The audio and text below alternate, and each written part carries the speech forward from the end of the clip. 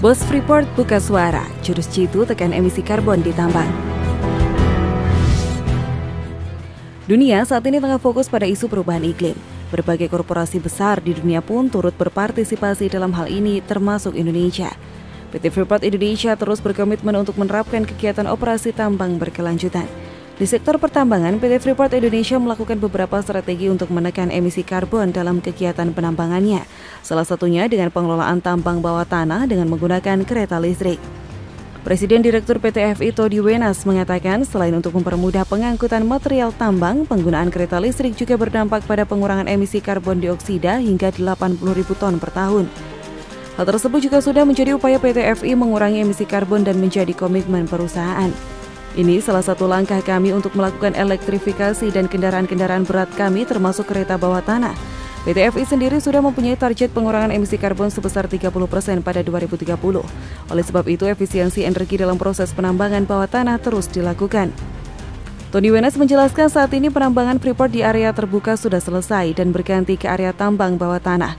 Pihaknya kini melakukan efisiensi energi dengan memanfaatkan kereta listrik bawah tanah. Apalagi salah satu tambang bawah tanah yang dimiliki perusahaan yakni Grasberg Block Cave direncanakan akan menjadi tambang bawah tanah terbesar di dunia. Kereta listrik ini sendiri nantinya dilengkapi dengan sistem autonomous atau kendali jarak jauh tanpa pengemudi.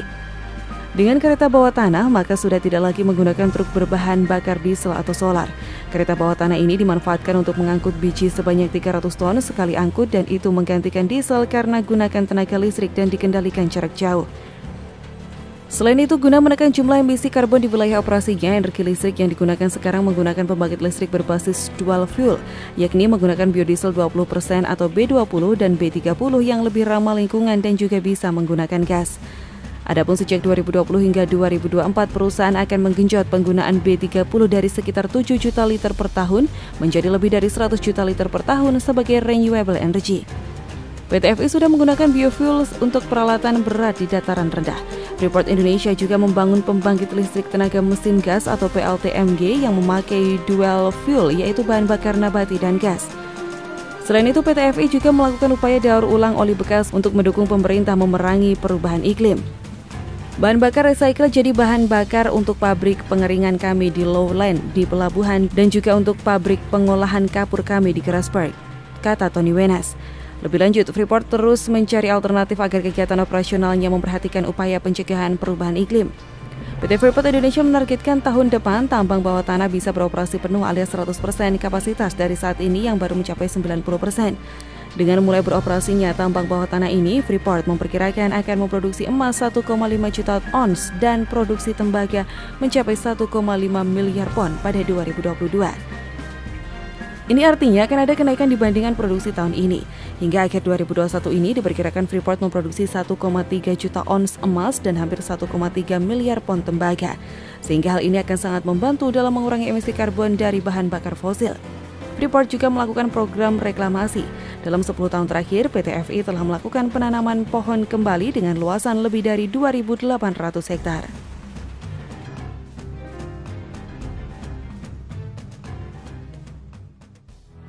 Sri Kandi Indonesia di hadapan CEO dunia tegaskan komitmen RI transisi energi. Menteri Keuangan Sri Mulyani Indrawati menegaskan komitmen Indonesia untuk memprioritaskan transisi energi bersih. Indonesia berkomitmen untuk mengambil bagian dalam mengatasi perubahan iklim sebagaimana Perjanjian Paris. Indonesia juga berkomitmen untuk mengurangi gas rumah kaca sebesar 29% dengan kapasitas sendiri dan 41% dengan dukungan internasional pada 2030. Menteri Keuangan Sri Mulyani dan Presiden Jokowi bertemu beberapa investor dalam CEO's Forum. Dalam pertemuan tersebut, Sri Mulyani menegaskan komitmen Indonesia dalam upaya transisi energi menuju energi yang lebih ramah lingkungan. Indonesia sudah memiliki garis besar kebijakan transisi energi seperti disinggung Presiden Jokowi dalam pidatonya. Pada kesempatan tersebut, Presiden Jokowi menyampaikan telah ditandatanganinya peraturan Presiden mengenai instrumen nilai ekonomi karbon yang akan mengatur mekanisme karbon ke depan. Begitu juga potensi Indonesia pada pengembangan kendaraan dan baterai listrik, serta pembangunan Green Industrial Park di Kalimantan Utara seluas 13.000 hektar yang akan menggunakan sumber energi ramah lingkungan. Mereka juga sangat antusias menanyakan dan mendukung instrumen pendanaan investasi hijau seperti Green Bonds dan Blended Finance yang sudah dibentuk Indonesia, kata Sri Mulyani. Dia mengatakan bahwa di sektor energi, Indonesia akan membuka peluang investasi untuk melakukan early retirement dari pembangkit batu bara yang kemudian bertransisi ke energi terbarukan.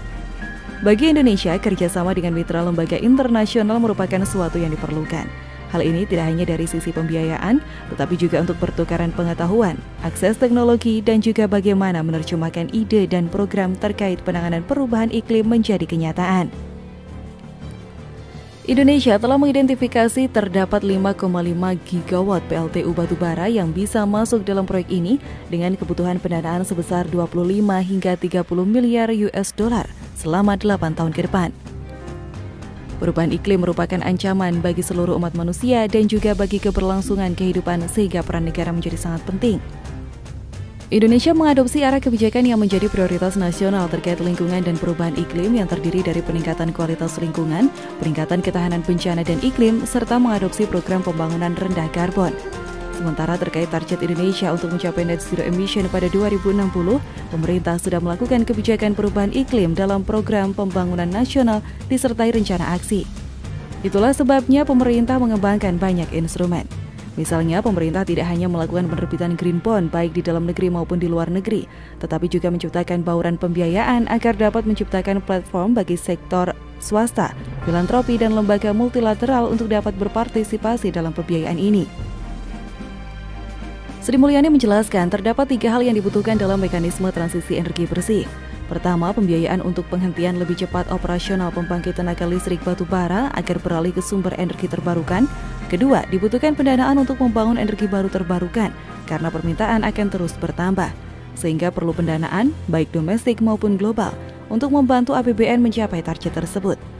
Ketiga, mekanisme transisi energi perlu memperhatikan tenaga kerja yang terlibat di dalamnya karena akan berdampak pada kehilangan pendapatan.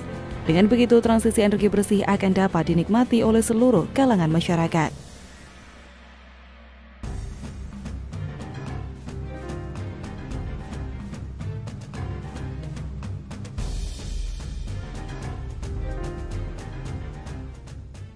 Cepat Menteri PUPR siapkan 231 bendungan antisipasi La Nina.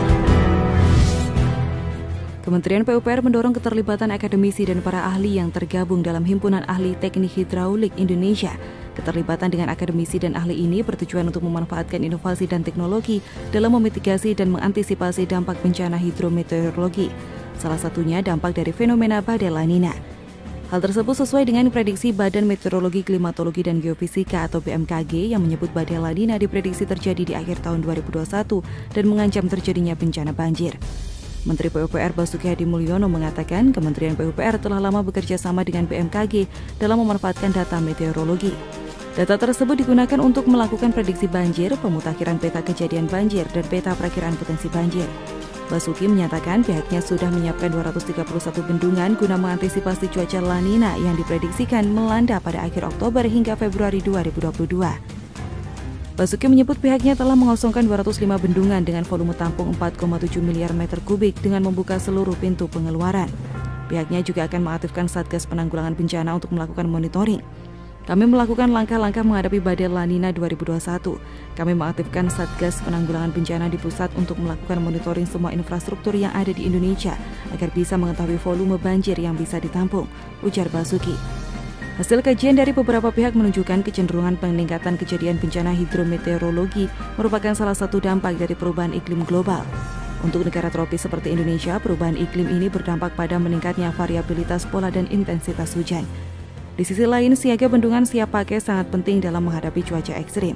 Misalnya, kala terjadi banjir bandang di Kalimantan Selatan pada awal tahun lalu, telah terbukti bendungan Tapin di Kabupaten Tapin, Kalimantan Selatan berhasil menyelamatkan daerah tersebut dari banjir.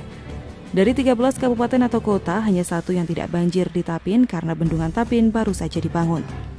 Basuki menjelaskan Kementerian PUPR telah menyiapkan sejumlah mitigasi bencana alam yang disebabkan oleh badai La Nina.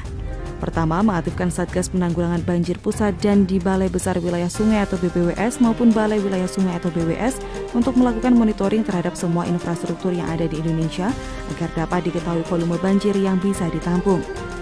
Kedua, melaksanakan standar operasional prosedur siaga bencana, meliputi pengosongan tampungan dengan membuka seluruh pintu pengeluaran di 205 bendungan dengan volume tampungan sebesar 4,7 miliar meter kubik. Kemudian membuka pintu pengeluaran pada 12 kolam retensi dengan volume tampungan 6,8 juta meter kubik dan bendung gerak dengan volume tampungan 65,8 juta meter kubik serta mengempiskan 12 bendung karet dengan volume tampungan 7,3 juta meter kubik. Selanjutnya melakukan uji operasi pengaliran terowongan Nanjung dan floodway Cisangkui dengan kapasitas 2 kali 334 meter kubik per detik. Terowongan Nanjung ini akan mengurangi total luas genangan di Kabupaten Bandung dari semula 3.461 hektar menjadi 2.761 hektar yang meliputi kawasan Dayakolot, Bale Endah, Andir, dan sekitarnya. Kemudian Kementerian PUPR juga menyiapkan 192 unit pompa pengendali banjir dengan kapasitas 263,4 meter kubik per detik seperti pompa pengendali banjir Kali Seringin dan pompa pengendali banjir Kali Tenggang. Untuk menambah kapasitas tampung air, Kementerian PUPR tengah menyelesaikan pembangunan 39 bendungan.